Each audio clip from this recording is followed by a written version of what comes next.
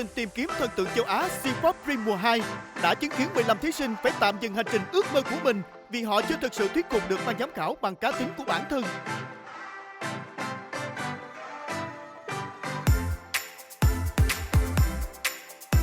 Chỉ có 15 gương mặt với tố chất thực sự nổi bật đã được lựa chọn để đi tiếp vào vòng trong. Cuộc đua ngày càng nhiều thử thách hơn. Các thí sinh của chúng ta càng phải tập trung hết mình và ngày càng tăng tốc để có thể đến với những chặng cuối cùng của hành trình trở thành thần tượng châu Á. Xin chào quý vị đang quay trở lại cùng với chương trình tìm kiếm thần tượng châu Á C-pop Dream 2019 với chủ đề chạm tới ước mơ. Thưa quý vị, trải qua những vòng thi vô cùng cam go và ngày hôm nay chúng ta lại tiếp tục gặp mặt những gương mặt xuất sắc nhất trong top 15. Và chắc chắn là các bạn chúng ta đã có thời gian chuẩn bị làm quen cùng với nhau. Quan trọng hơn là ngày hôm nay sẽ cùng đến với thử thách tiếp theo của chương trình. Xin chào đón top 15 thí sinh của chương trình C-pop Dream 2019. Và ngay bây giờ thì vẫn là một gương mặt rất quen thuộc với các bạn, giám đốc âm nhạc Châu Đăng Khoa. Cái mục tiêu của chương trình chúng ta đó là tìm ra một thành viên cho nhóm nhạc châu Á. Vì vậy nên là cái tinh thần làm việc nhóm, teamwork luôn được đề cao lên hàng đầu. Và vì vậy nên thử thách ngày hôm nay của chúng ta đó chính là làm việc nhóm. Với một cái thử thách rất là thú vị, đó chính là 15 bạn ở đây sẽ được chia thành 5 nhóm, mỗi nhóm gồm 3 thành viên. Và 3 thành viên này sẽ cùng nhau tập luyện cover một ca khúc của chính tôi. Và các bạn khoan vỗ tay đã. Tôi chưa nói hết là các bạn chỉ có 4 tiếng đồng hồ cho phần tập luyện này thôi để đến với phần đánh giá. Và đến với nhóm đầu tiên của chúng ta sẽ bao gồm 3 thành viên mà tôi sẽ đọc tên sau đây: Phạm Hồng Phúc, Hồ Ngọc Minh Trí, Trần Thành Tâm. Và 3 bạn sẽ phải cover ca khúc Crazy. Trần Bảo Tiên, Trần Thị Hồng Ngọc, Lê Ngọc Châu Anh. Ca khúc các bạn sẽ phải cover đó chính là Hương Đêm Bay Xa. Nguyễn Phi Long, Mai Tiến Anh, Cang Pi. Ca khúc các bạn sẽ cover đó chính là Cưới Nhau Đi. Trần Nguyễn Trâm Anh, Phạm Thị Ngọc Trân, Nguyễn Thanh Trúc. Ca khúc được chọn lựa cho các bạn đó chính là Love You Hate You. Nguyễn Trung Đức, Phạm Quốc Thành, Trần Văn Tài. 3 bạn sẽ cover một ca khúc được mang tên là Độc Thân. Các bạn thí sinh thân mến, vậy là chúng ta đã biết được nhóm của mình sẽ gồm những người bạn nào rồi. Và chuyện quan trọng là chúng ta chỉ có 4 tiếng đồng hồ để cover ca khúc này. Và các bạn đừng quên nha, yêu cầu của thử thách vòng thi cover này là ngoài hát, chúng ta sẽ có thêm rap và có thêm vũ đạo. Cho nên là chúng ta cần cái sự phối hợp rất là nhịp nhàng từ tất cả các bạn luôn. Cho nên là ngay bây giờ Minh Ngọc vẫn mong là các bạn chúng ta phải cùng nhau quyết tâm để nhóm mình sẽ trình diễn một ca khúc cover tốt nhất ở vòng thi này. Các bạn sẵn sàng chưa? Sẵn sàng. 4 tiếng dành cho các bạn. Bắt đầu.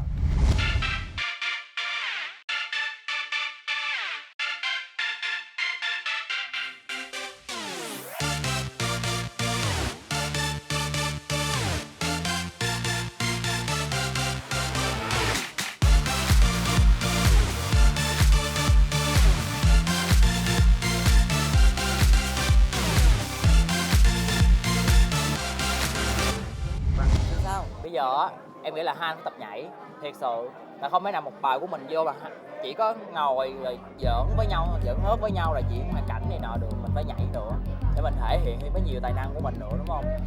Biết sao bây giờ thì đúng là cái đó nó hay, nhưng mà bây giờ mình có 4 tiếng thôi, em hiểu không?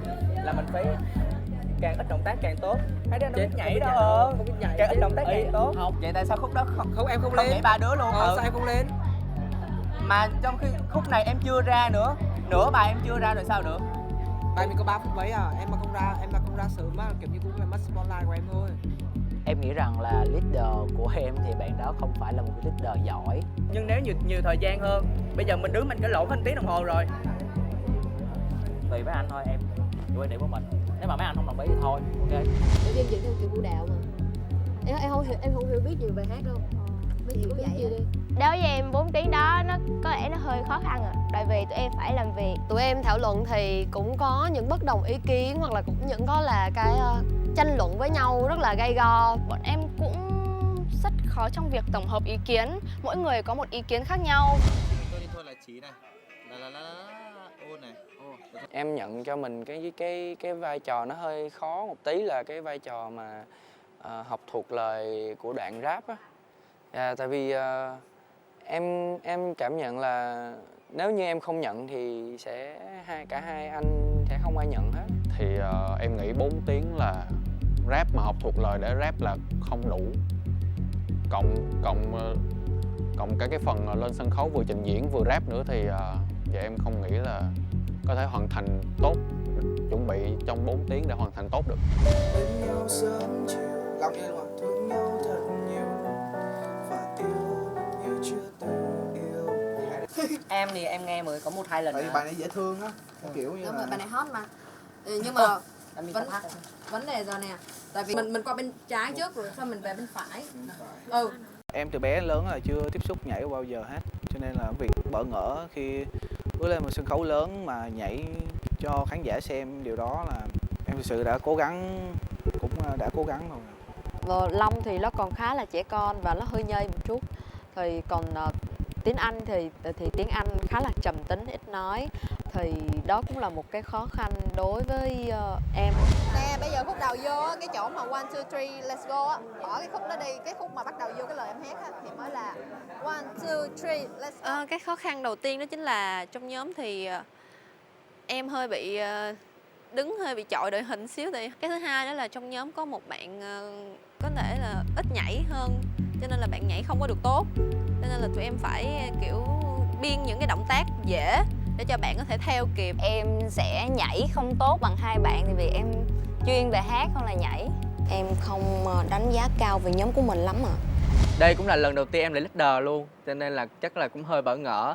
Thật ra 4 tiếng đối với em để tự tập một bài hát mà để hoàn chỉnh và phải nói là gọi là xuất sắc thì nó cũng không đủ nữa. Bây giờ mình phải tập trung với những bạn còn lại.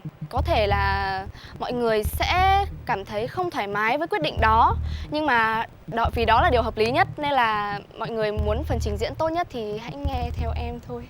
Cái điều tồi tệ nhất của một con người là người ta không có nhận ra cái đó hay hay không hay. Trong cái thời gian ngắn như vậy thì em không thể nào mà em training, vì em còn cũng phải tập phần của em nữa. Mà những bạn đó thì có người yếu về mặt này, có người yếu về mặt kia, và mình phải trung hòa được những cái điểm yếu đó để có thể làm nên một cái nhóm mà có một tiết mục xuất sắc, thì đối với em nó rất là khó. Em cũng không thể nào mà bắt các bạn có thể thay đổi quá nhanh và trong vòng 4 tiếng đồng hồ để có thể mà làm như những cái gì mà khán giả mong và mọi người muốn. Và đó chính là cái lỗi của em và cũng là một người leader. Và em nghĩ là em đã chưa hoàn thành tốt được cái trách nhiệm leader của mình. Dường như 4 tiếng đồng hồ là một thử thách cực kỳ cam go đối với các nhóm thí sinh của chúng ta. Và chính vì vậy, ban tổ chức đã có một quyết định vô cùng quan trọng. Sẽ có một món quà đặc biệt dành riêng cho top 15 của chúng ta trong tuần này. Đó là sự xuất hiện của một cố vấn âm nhạc. Và các bạn đoán xem đây là ai nhé. Xin mời.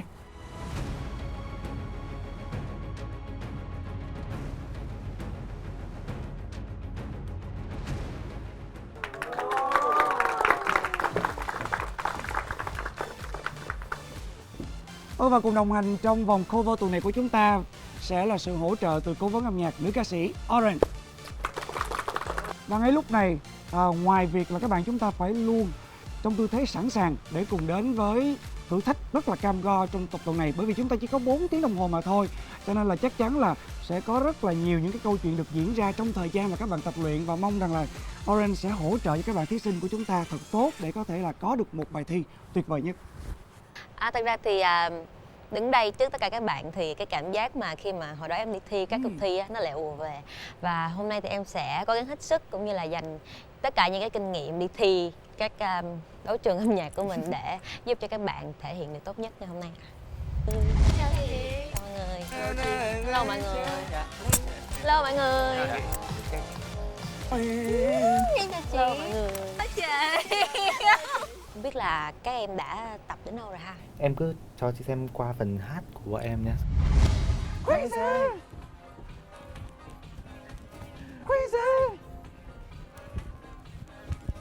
Trong đêm về đi xa mãi, không còn đây nỗi nhớ kéo dài, không còn anh và không còn ai. 5, 6, 7, 8. This is my team.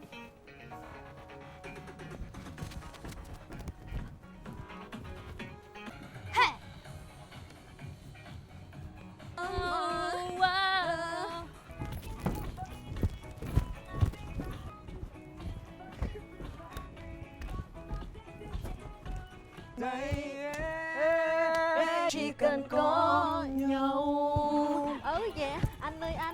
đến với một nơi có em, có anh, có biển bạc và mây xanh. Chuyện tình chúng ta cứ như là một bức tranh.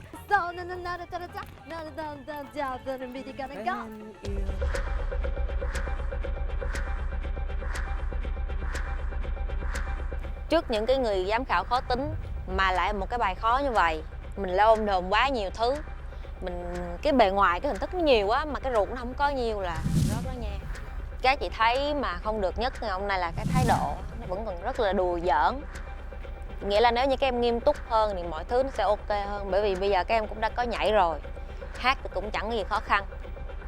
Mấy em phải tập trung vào, để đầu óc mình vào trong đó.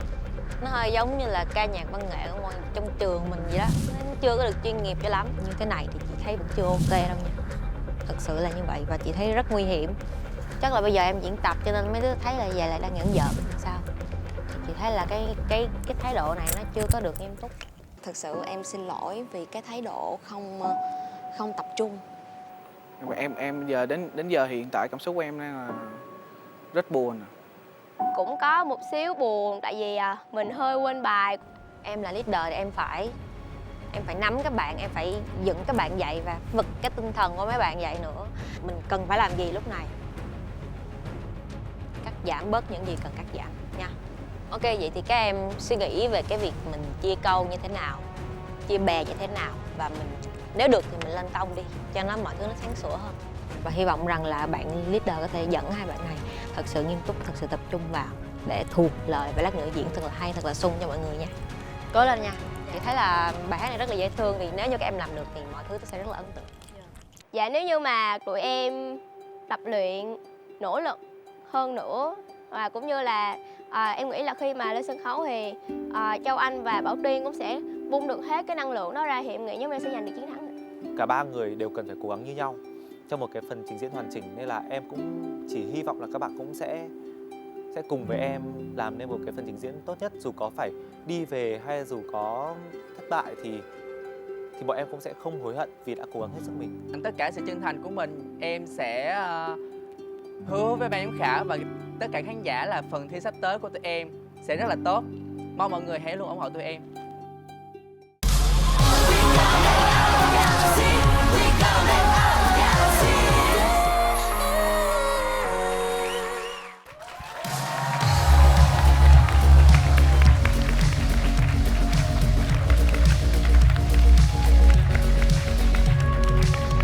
Lời chào đón quý vị đang đến với chương trình tìm kiếm thần tượng châu Á mùa thứ 2 Zpop Dream 2019 chạm tới ước mơ. Chương trình do Pop Music phối hợp cùng với tập đoàn Comic với sự đồng hành của nhãn hàng mì khô Indomie, hương vị được yêu thích trên toàn thế giới. Và quay trở lại cùng với thử thách lần này của giám khảo Châu Đăng Khoa. Chúng ta chỉ có 4 tiếng đồng hồ thôi mà các bạn thí sinh vừa phải tập hát, vũ đạo rồi rap. Quan trọng nhất là kỹ năng làm việc nhóm. Đây là một trong những điều cơ bản mà những thực tập sinh chúng ta cần phải có khi mà đến với một nhóm nhạc đa quốc tịch. Vậy thì ngày hôm nay các bạn ấy sẽ chứng tỏ bản lĩnh của mình như thế nào, quý vị sẽ được biết trong ít phút nữa. Còn ngay bây giờ thì không thể nào không quên nhắc đến những người rất quan trọng sẽ đem đến kết quả dành cho tất cả các bạn thí sinh, thành phần ban giám khảo của chúng ta. Những gương mặt rất quen thuộc từ những ngày đầu đồng hành cùng với các thí sinh. Đầu tiên xin được giới thiệu cùng với tất cả quý vị, giám đốc âm nhạc, nhạc sĩ Châu Đăng Khoa.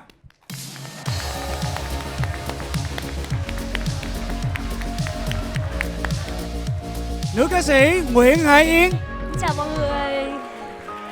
Và thưa quý vị, ở vòng thi cover lần này sẽ có một nhân vật rất đặc biệt, sẽ có thêm rất nhiều những điều chia sẻ với các bạn thí sinh chúng ta, và cùng chào đón ca sĩ Trúc Nhân.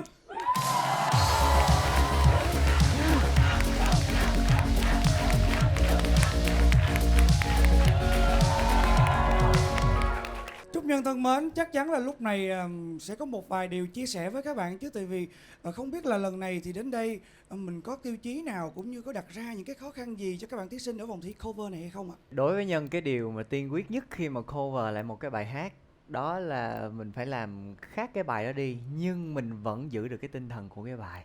Đó, nó khó ở cái chỗ đó. Và Nhân không quan trọng rằng là mình phải hát thật chắc, thật khỏe, thật cao, rồi thật kịch tính đồ này kia thì Nhân mới đánh giá cao. Mà trong cái giọng hát nó có cái màu sắc và nó có cái cá tính, và trong cái cách xử lý bài nó có cái sự thông minh thì Nhân cũng đánh giá rất là cao cái điều đó.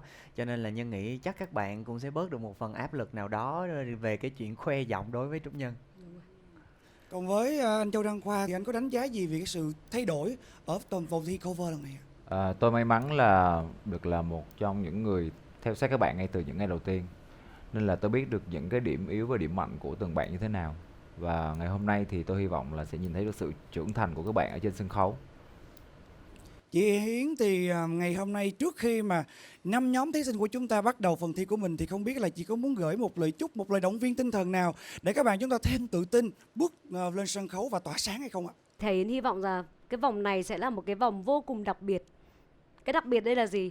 Là ở những cái bản nhạc tưởng chừng như là đã cũ thì các bạn phải làm cách nào đó để cho nó trở nên mới mẻ hơn. Và cái quan trọng nhất là gì? Được thể hiện được cái cá tính âm nhạc của các bạn và thể hiện được cái sự thông minh trong cách xử lý bài. Cái việc này rất là quan trọng trong cái tập ngày hôm nay và Hải Yến hy vọng rằng là các bạn sẽ làm thật tốt điều đó để cho Hải Yến, Châu Đăng Khoa và đặc biệt là khách mời Trúc Nhân ngày hôm nay sẽ cảm thấy là J-Pop Dream thật là một chương trình vô cùng hấp dẫn. Xin được cảm ơn các thành viên trong ban giám khảo của chúng ta. Và thưa quý vị thân mến, rõ ràng rằng là cá tính, niềm đam mê âm nhạc và quan trọng hơn là ước mơ để các bạn chúng ta có thêm sự khát khao chạm đến nó cũng đã gần rồi. Và bây giờ chúng ta sẽ cùng đến với những chàng trai trong nhóm Verone, Quang Thành, Trung Đức và Văn Tài cùng với ca khúc Độc Thân. Mời quý vị cùng theo dõi. Xin chào mọi người, chúng tôi là Verone. Cảm xúc của tụi em lúc này nói chung là cũng rất là lo lắng. Cái phần trình diễn của tụi em có thật sự tốt, có thật sự là đem đến cảm xúc cho khán giả và cho ban giám khảo hay không?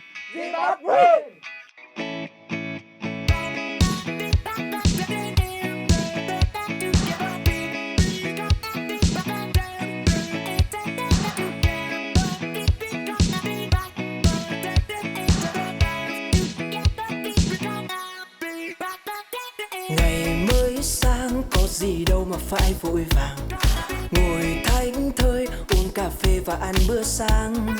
Một phút thôi ngắm mình trong gương khẽ mỉm cười. On radio hát thật to bài ca rất mới, cầm trên tay vài cuốn sách hay, vừa ghé góc phố mùa chiều hôm nay. Bật tivi lên xem đó đây, bộ phim hợp tâm trạng tôi thế đây. Mời dăm ba người bạn ghé chơi, cùng nấu bữa tối là cả một nơi. Dành thời gian tâm tư nghỉ ngơi, gặp gỡ làm quen vài người quanh tôi.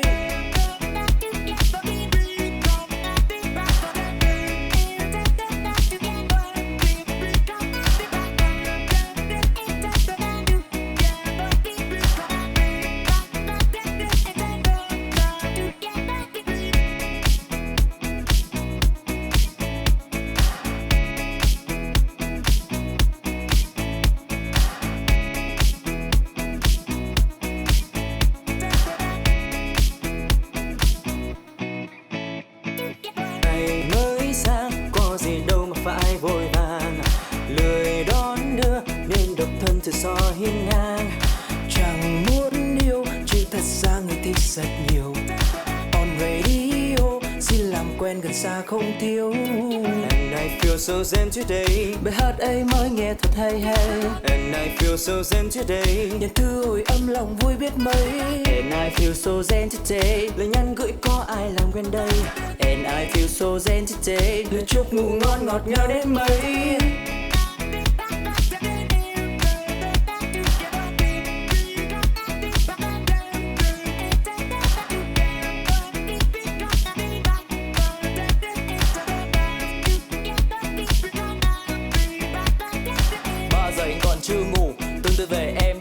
Cho đủ chẳng phải người phù ngày ngủ đêm bay mà giờ lúc nào anh cũng như là thằng trên mây. Ê, tóc em là suối, mắt em là hồ, nụ cười em là nắng để cho lòng anh ngẩn ngơ. Chẳng phải là sương diều anh cũng biết làm thơ, vì giờ trong đầu anh toàn thương với nhớ. Đi cùng với em trên một đoạn đường dài, chỉ một lần nắm tay rồi đoạn đi đến sáng mai. Chuyện anh nói nó phải ngày một ngày hai, nếu như em gật đầu mình bên nhau đến mãi mãi. Cuộc đời anh đã từng là bản nhạc buồn chỉ để em remix lãng xẻ lên luôn. Từ ngày gặp em anh đã thấy bay bổng, chẳng còn là chật chội, chẳng còn là dập khuôn. And I feel so zen today, bài hát ấy mới nghe thật hay hay.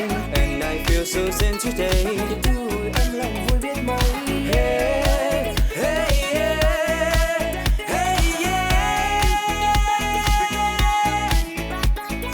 And I feel so zen today, bài hát mới anh nghe thật hay hay. And I feel so zen today, niềm vui âm lòng vui biết mấy. And I feel so zen today. Lời nhắn gửi có ai làm quên đây. And I feel so zen today. Lời chúc ngủ ngon ngọt ngào đến mấy.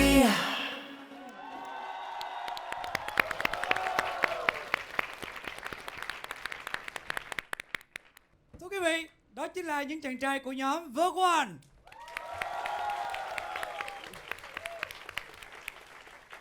Các em có muốn nói điều gì với khán giả cũng như ban giám khảo không? Xin chào mọi người, chúng em là V1. Chuyên nghiệp. Chúng ta sẽ cùng đến với những nhận xét của ban giám khảo ngay lúc này ạ. Ngày hôm nay thì tôi nhận thấy là các bạn có sự tiến bộ trong phần trình diễn này. Các bạn thuộc bài hơn, các bạn làm chủ được bản thân mình hơn. Tuy nhiên thì nó vẫn còn một số những cái lỗi. Thứ nhất là cái phần rap thì nó bị chạy nhịp, và chưa kể là cái lyric của cái phần rap tụi em đưa vào á. Anh cứ hy vọng là tụi em sẽ viết một cái rap mới nó phù hợp với cái bài hát và nó fit theo cái style của em hơn. Đằng này em lại dùng rap của người âm phủ mà đôi khi nó lại không có liên quan gì tới cái nội dung bài hát lắm. Cái nữa là cái phần feel của Đức ở phía sau, anh thấy giống như là em chờ cho đến khúc đó để em feel lên thôi. Đúng rồi, mọi thứ nó không có ăn nhập gì với nhau hết, không có cái sự harmony ở đây, nên vô tình là làm cho nó bị chọi ra. Thế nhưng 2 vòng trước bạn chưa bao giờ nhảy cả. Với Hải Yến đấy là một cái sự tiến bộ. Bởi vì sao? 2 vòng trước là bạn ấy chỉ có đàn và hát guitar, cái kiểu vui vẻ mà cái gu anh Nhân chắc là anh Nhân rất là thích này.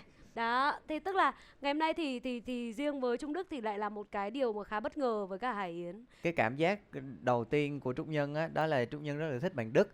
Tại vì cái giọng nam mà nó hơi có một cái chất khàn tự nhiên ở trong đó, nó rất là hiếm hoi ở cái thị trường showbiz ở thời điểm hiện tại. Em Thành đúng không? Thì em lại cái phần biểu diễn của em á, nó chủ yếu là nhảy không à, không có hát nhiều, mà khi mà em hát lên thì em cũng chưa có làm chủ được cái giọng hát của mình nữa. Cái giọng hát của Thành không phải là một cái giọng hát hoàn toàn mà có sự nổi trội hay nổi bật gì. Và bạn rất là biết sân khấu tốt nữa. Làm chủ sân khấu của mình và làm chủ cái ánh mắt của người khác nhìn vào mình. Thì anh nghĩ nếu mà lần sau á, khi mà em muốn đọc rap và em muốn hấp dẫn hơn một chút, có thể là mình trật nhịp một chút đi thì em bỏ thêm sắc thái vào. Còn cái này em đọc rap đều. anh không cảm nhận được gì hết trơn á. Còn Tài thì chị thấy là cái phong độ của em qua suốt mấy vòng ấy, để đến vòng này thì nó cũng không có một cái sự nổi bật, nổi trội rõ ràng. Chị lại mong đợi ở em nhiều hơn. Còn em tóc đỏ là em Tài thì anh thấy là hình như là em còn rất là nhiều những cái áp lực và những cái hạn chế về cái tự tin ở trong con người của em á. Cho nên là cái âm thanh em phát ra nó rất là rụt rè, và anh có cảm giác là em hát yếu nhất trong 3 bạn. Cho nên anh rất là hy vọng là với những cái lời góp ý của anh, ba em sẽ tiến bộ hơn và trau dồi thêm nhiều thứ cho bản thân của mình hơn. Cảm ơn ạ. Thực sự thì lúc nãy cái phần trình diễn của tụi em nghĩ là tụi em đã làm tốt như là lúc tụi em tập vậy. Đối với em thì đây là lần đầu tiên chúng em gộp thành đội chung với nhau, thành team chung với nhau, mà cũng chỉ có 4 tiếng đồng hồ để tập luyện thì vẫn chưa thể hiện được 100% bài hát, nên là mong mọi người sẽ bỏ qua cho những sai sót của tụi em. Hy vọng cả ba tụi em đều được đậu.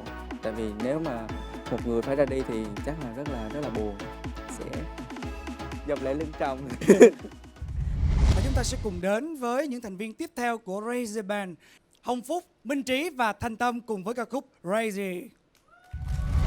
Xin chào tất cả mọi người, chúng mình là Crazy Band. Cảm xúc của Crazy đang rất là nóng lòng có thể được lên sân khấu cống hiến cho khán giả, cống hiến cho mọi người, và hy vọng sẽ là một cái kết quả thật là tốt, một câu trả lời thật là tốt cho ban giám khảo và khán giả.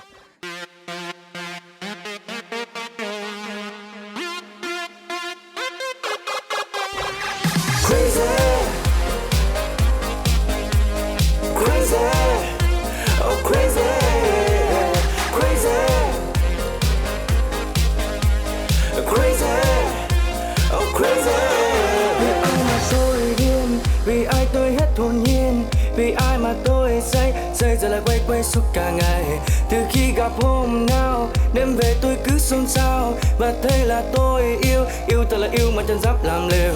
You make me crazy, crazy, crazy, crazy, crazy, crazy. Chẳng để em bên ai, không một ai được tiến lại gần. You make me crazy, crazy, crazy, crazy, crazy, crazy. Chỉ mình tôi điên thôi, điên thì điên mà yêu được rồi. La la la la la la la la la la la la la la la la la la la la. You make me crazy. La la la la la la la la la la la la la la la la la la la la. I'm crazy.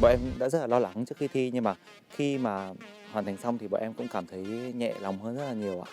Chắc là em nghĩ là một cái tâm lý chung của tất cả các nhóm thì đều mong là cả nhóm em đều, cả 3 thành viên đều được vào vòng trong ạ. Và em hy vọng kết quả sẽ như vậy ạ.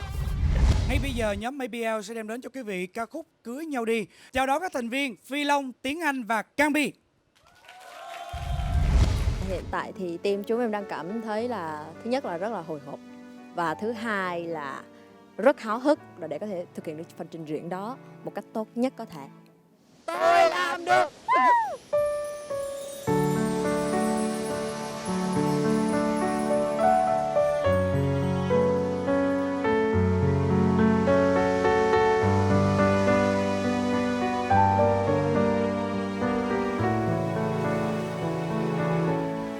Hỡi em yêu, anh chỉ muốn nói một điều, lấy anh đi để thôi đừng về cô liêu. Bên nhau sớm chiều, thương nhau thật nhiều và yêu như chưa từng yêu. Hỡi anh yêu, em cũng muốn nói một lời mình cưới nhà anh, vì em chỉ cần anh thôi. Yêu anh mất rồi, chưa bao giờ nguôi, mình sinh ra để thành đôi.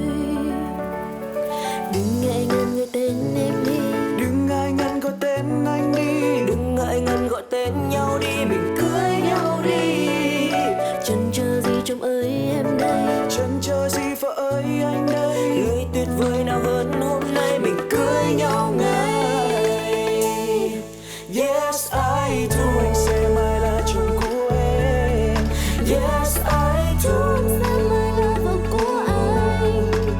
hôn nhau đi em, Còn chờ gì, hôn em đi anh. còn chờ gì, Từ nay về sau mình chung bước đi. Yes I do, anh yêu em hơn ngàn đắm say. Yes I do, em yêu anh trong từng phút giây. yêu nhau đến Mãi về sau, yêu nhau đến khi bắt đầu mình sẽ hạnh phúc dù ở nơi đâu, chỉ cần có nhau.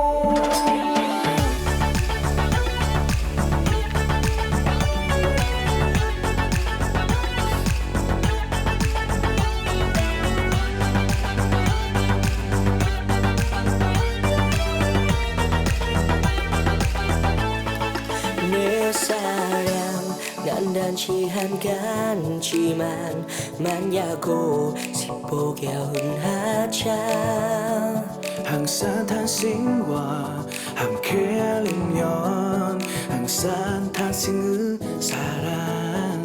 내 사랑 난 단지 한 가지만 맞냐고 싶어 결혼하자. 한사 당신과 함께하려면 항상 당신은 사랑. 오빠야 부러워 여보 난 못 그려와. 여보와 사랑해요 결혼하자. 여보와 내 아내야, 여보 난 내 아내야. 오는 가장 좋은 것은 결혼하자. Yes I do, anh sẽ mãi là chồng của em. Yes I do, sẽ mãi là vợ của anh. hôn nhau đi em, Còn chờ gì, hôn em đi em. còn chờ gì, Từ nay về sau mình chung bước đi. Yes I do, anh yêu em hơn ngàn đắm say. Yes I do, em yêu anh trong từng phút giây. yêu nhau đến Mãi về sau, yêu nhau đến khi bắt đầu mình sẽ hạnh phúc dù ở nơi đâu, chỉ cần có nhau, chỉ cần có nhau. Yêu nhau đến mai về sau, bên nhau đến khi bắt đầu mình sẽ hạnh phúc dù ở nơi đâu, chỉ cần có nhau. Người anh ơi, anh không muốn đi một nơi có em có anh, có biết là có mây xanh. Chuyện tình chúng ta cứ như là một bức tranh, tôi cứ lại gặp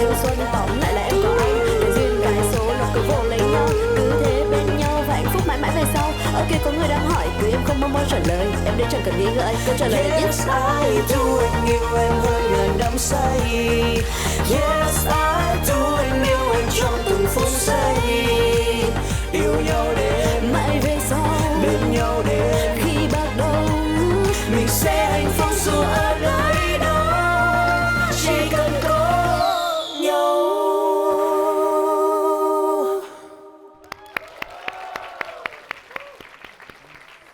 Cảm ơn các bạn rất nhiều, Phi Long, Tiếng Anh và Cang Bi. Và xin được mời vào nhận xét của ban giám khảo ạ.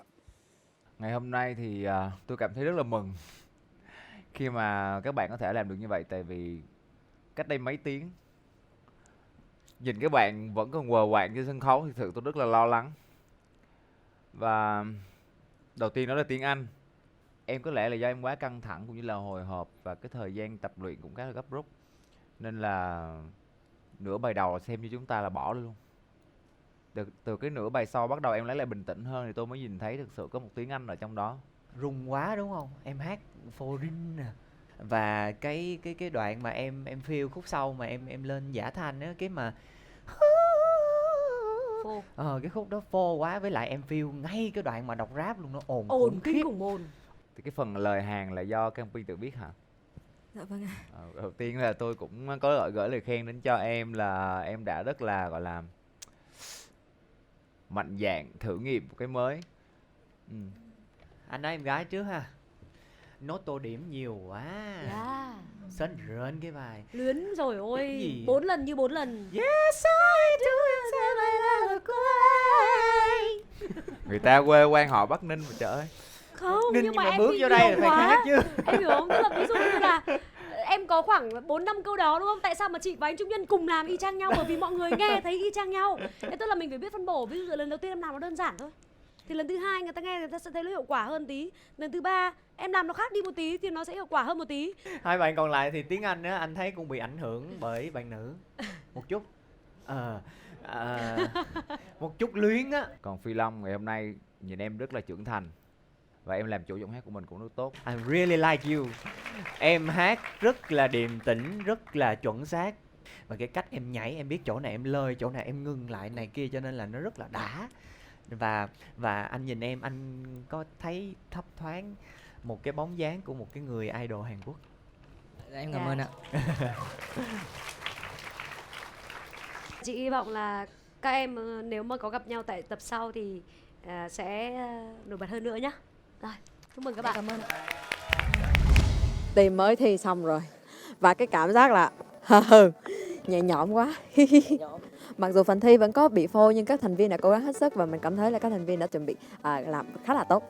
Bây giờ thì mình rất là mong thì tất cả mọi người dạ đúng rồi, nói chung là sẽ được khán giả ủng hộ. 안녕하세요, 감사합니다. Yeah, APL입니다. Ngay bây giờ chúng ta sẽ cùng đến với những cô gái trong nhóm The A-Team, Bảo Tiên, Hồng Ngọc và Châu Anh cùng với ca khúc rất quen thuộc Hương Đêm Bay Xa. Em nghĩ là cảm xúc bây giờ rất là bối rối, cảm xúc là không biết mình lên mình có trình diễn tốt phần trình diễn của mình hay không, nhưng mà bọn em sẽ nỗ lực hết sức để không phụ lòng ban giám khảo và khán giả. 1, 2, 3, fighting!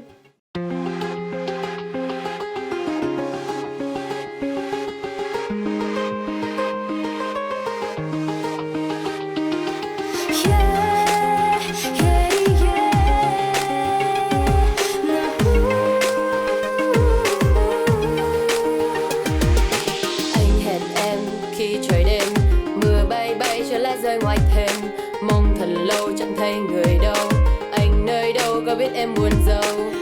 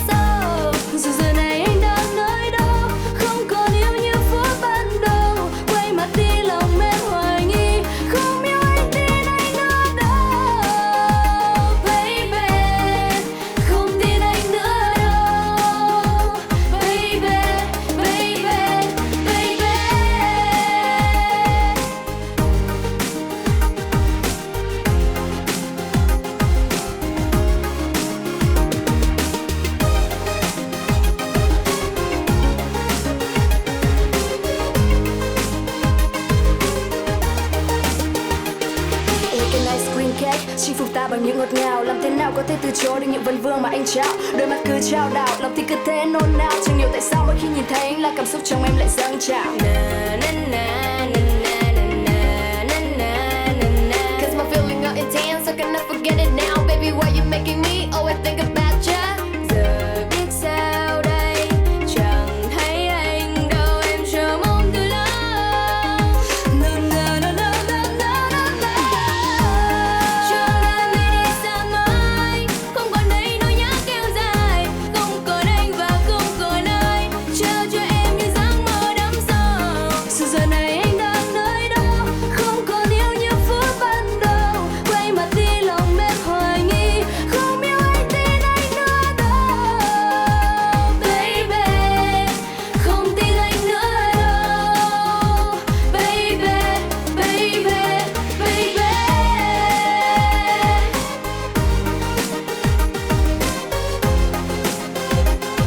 Na na na na na na na. Cho em đi xa mãi, không còn đây nỗi nhớ kéo dài, không còn anh và không còn ai trao cho em như giấc mơ đắm sâu. Sự giờ này anh đang nơi đâu, không còn yêu như phút ban đầu, quay mặt đi lòng mệt hoài nghi, không yêu anh tin anh nữa đâu. Baby, không tin anh nữa đâu. Baby, baby, baby.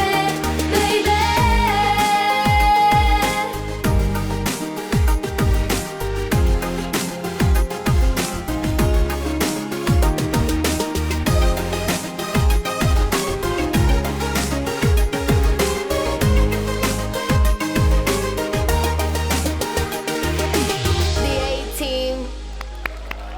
No letters can go before A. Xin chào mọi người, chúng em là The A team. Tôi phải gửi lời chúc mừng đến cho ba em.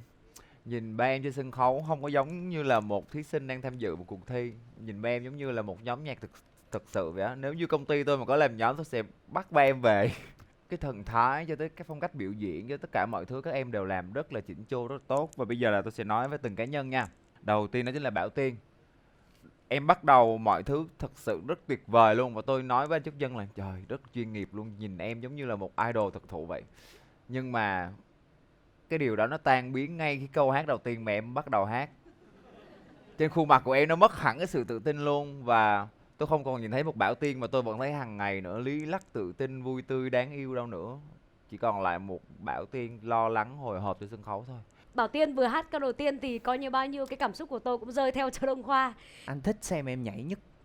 Tại vì anh có cảm giác là em nhảy rất là chắc và Rất là đẹp. và những cái nhịp lơi và những Đó, cái nhịp show được pulse ra của rất em á, là em làm ok. rất là giỏi những cái điều đó.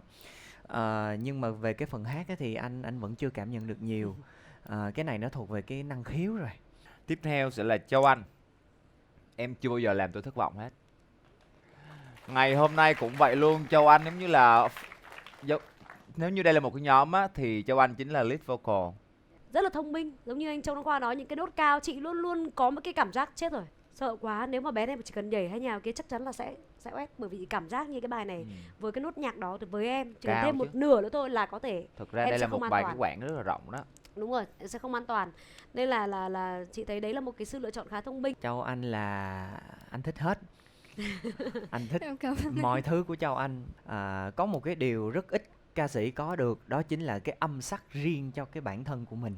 Đó là hát lên biết là ai liền. Thì anh nghe cái giọng hát của em, anh thấy nó có được cái đặc trưng của em. Còn Hồng Ngọc, hôm nay Hồng Ngọc làm tôi rất bất ngờ luôn.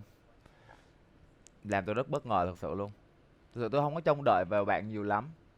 Khi mà qua ở những cái vòng thi trước á, thì bạn đã chưa thật sự là thể hiện được cá tính cũng như là thể hiện được cái màu sắc cá nhân. Tuy nhiên hôm nay thì nhìn bạn rất khác biệt. Bạn là người duy nhất không hề mắc cái lỗi biểu cảm trên sân khấu.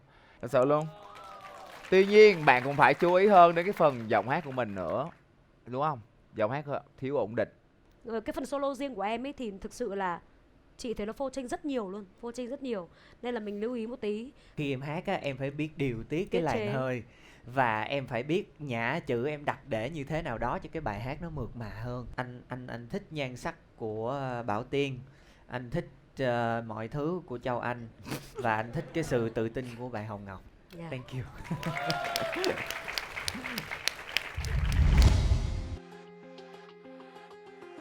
Về em thật ra thì khá là buồn, tại vì em bị chê hẳn hoàn toàn về phần hát luôn á. Nhưng mà nói chung là vẫn vớt vát lại một xíu về phần nhảy cũng như là về phần tự tin, về thần thái trên sân khấu. Rồi cái phần đầu của em á là em thể hiện hơi bị sai phong cách một xíu, là do em hát nốt chậm quá. Thành ra là em bị cả ba giám khảo la em luôn. Thành ra mà em đau lòng quá à. Thôi em cũng đau lòng quá à, cái lỗi sai của em. Em ước gì là mình có thể thi lại quá à. Theo em thấy thì tổng thể về tiết mục thì cũng khá là ổn định ạ. Nhưng mà em có bị chê về phần biểu cảm nên em hơi tiếc cái phần đó một chút. Nếu mà biểu cảm em tốt hơn thì chắc chắn là phần thi sẽ trọn vẹn hơn ạ. Mọi người hãy ủng hộ chúng em nhé. Vì chúng em hứa là sẽ ngày càng tiến bộ và sẽ tiếp tục tiến lên và nỗ lực hết mình trong những vòng sau. Nỗ lực, fighting! Các cô gái của đội team ngày hôm nay quả thực làm cho chúng ta vô cùng bất ngờ, bởi vì một phần biểu diễn quá thú vị, kèm theo đó là phần thần thái của các cô gái ấy. Tuy nhiên, Ngọc nghĩ rằng với những nhân vật còn lại của TTA chắc chắn cũng sẽ làm cho quý vị hài lòng ngay sau đây với ca khúc Love You Hate You. Chào đón Ngọc Trân, Trâm Anh và Thanh Trúc. Xin chào mọi người, chúng mình là TTA. Dạ thì sau 4 tiếng tập luyện thì chúng em cũng đã tập luyện 120% và gán là lên sân khấu rồi tụi em chỉ được 80% thôi, tụi em cũng mừng lắm rồi. Nhưng mà cũng mong là tụi em sẽ làm tốt nhất có thể để mang đến cho mọi người một tiết mục rất là hấp dẫn giữa ba cô gái rất là đỏ như tụi em, rất là mạnh mẽ nữa. Mong là mọi người hãy đón chờ xem tiết mục của tụi em và nhớ giơ tay thiệt nhiều nha. Cảm ơn mọi người. Hey, I'm a cherry. This is Martin.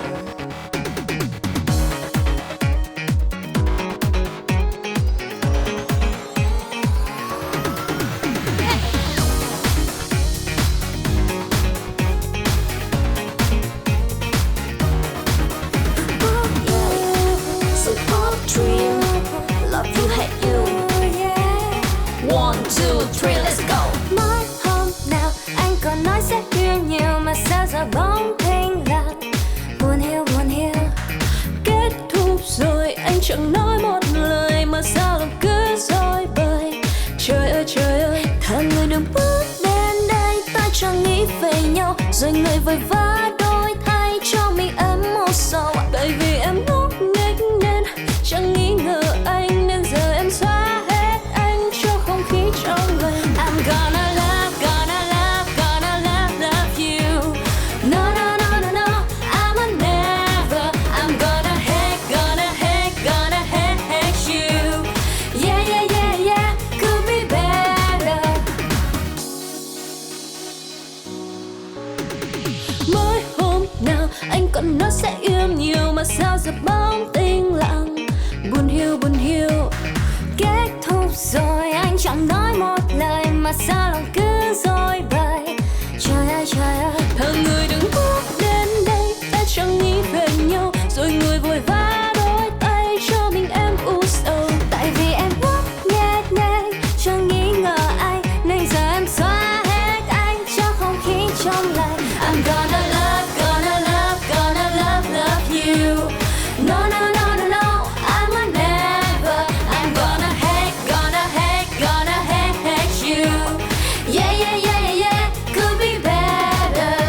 Này anh à, người đâu đẹp trai muốn xỉu nè. Lại đây em biểu nè. Ngồi đây đọc các kiểu rồi ta cùng nhau tìm hiểu. Hey, anh đã có người yêu chưa? Thích chứ hay cái dáng vừa? Xin cứ đi đâu chưa? Hay cùng em ta đi uống vừa? Dẫu biết anh không ưa nhưng mà em phải hỏi thừa. Ta gặp nhau mới vừa, anh đã thích em chưa? Người đừng bước đến đây, ta chẳng nghĩ về nhau rồi người vội vã anh đổi thay nên mình em u sầu. Tại vì em ngốc nghếch nên chẳng nghi ngờ anh nên giờ em xóa hết anh cho không khí trong lành. I'm gonna love you. No, I'm a never. We put your hand too. Yeah, could be better. One more time. I'm gonna love you. No, I'm a never. I'm gonna hate you. Yeah, could be better. Hate you.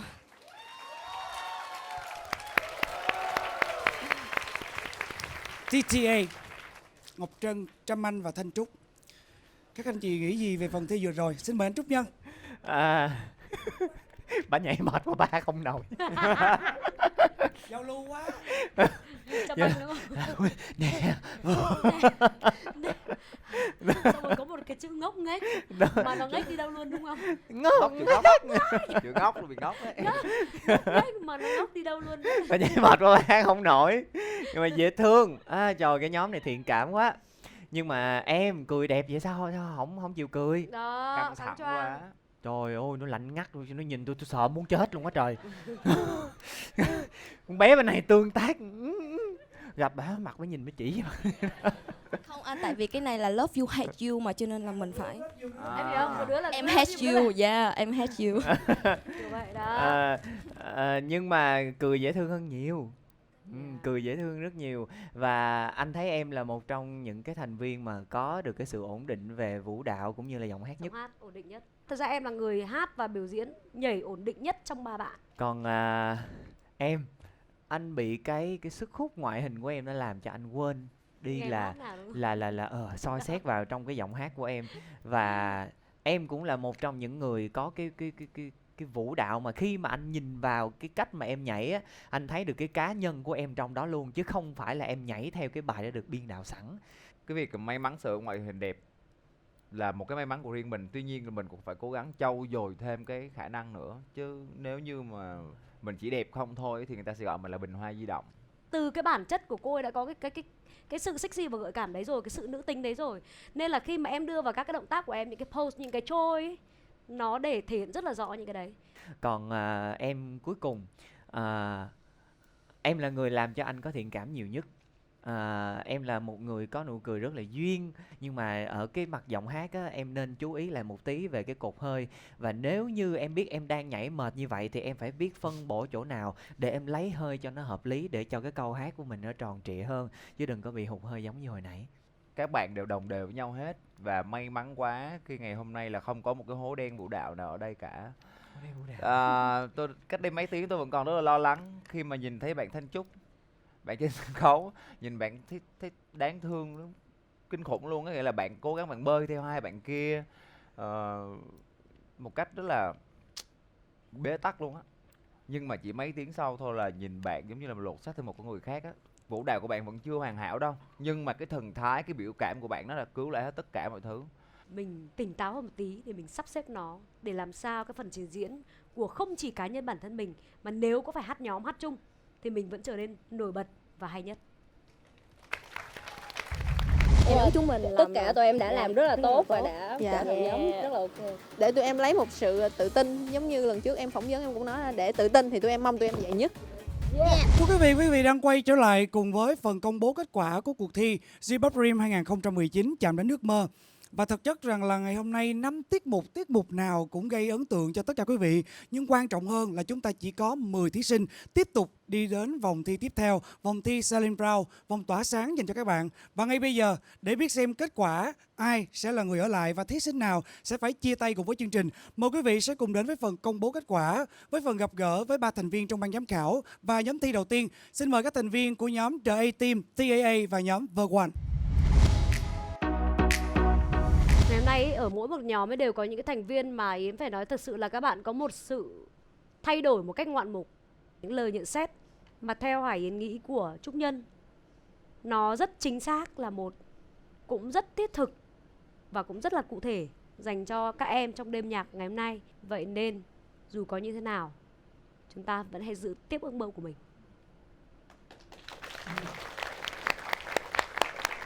Và sau đây thì anh sẽ đọc tên. Bạn nào có tên sẽ bước lên trên ha. Đầu tiên xin mời bạn Trần Thị Hồng Ngọc, Nguyễn Thanh Trúc, Trần Văn Tài. Và bây giờ tôi xin được công bố Hồng Ngọc, Thanh Trúc và Văn Tài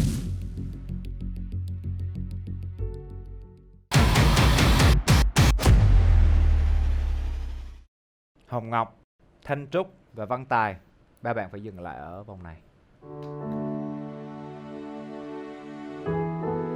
Và một lần nữa hãy nhớ lời Hải Yến, đôi khi mình chưa chắc đã phù hợp với sân khấu này, không có nghĩa là những sân khấu khác và những chương trình khác nó đóng cửa lại với mình. Luôn luôn nhớ câu đấy.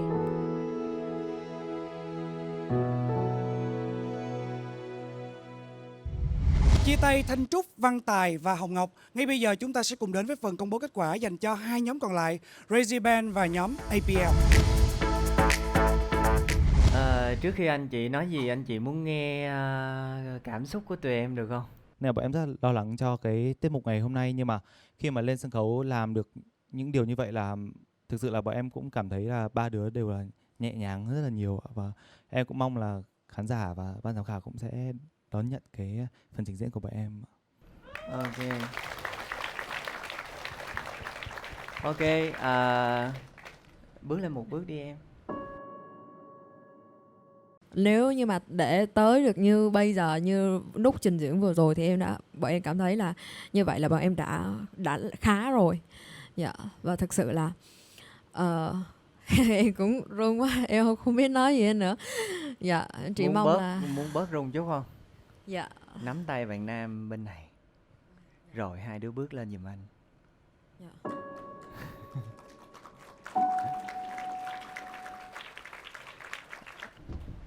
Em đứng một mình buồn không? Em muốn rủ ai lên với em? Rủ cả hai lên được không ạ? Ok, lên hết đi. Lên cả hai nào. Campi thì em biết là em có thế mạnh gì rồi, nhưng mà cái mà khuyết điểm của em ấy, nó là một cái khuyết điểm rất lớn, là cái về bên ngoài của mình thua thiệt hơn so với các bạn nữ khác ấy.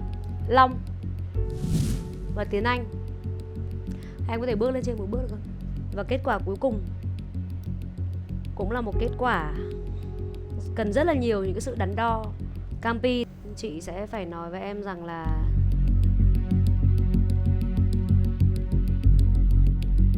em yên tâm đi, đẹp sẽ có cách đẹp được hết, và em sẽ được vào vòng trong. Cảm ơn ạ. Anh nói điều này ra, anh nghĩ chắc tụi em sẽ rất buồn. Anh loại hết trừ Phúc.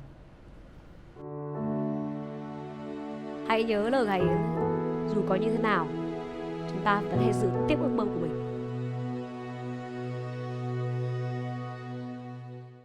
Long và Tiến Anh, hai bạn chính là lựa chọn cuối cùng của chúng tôi.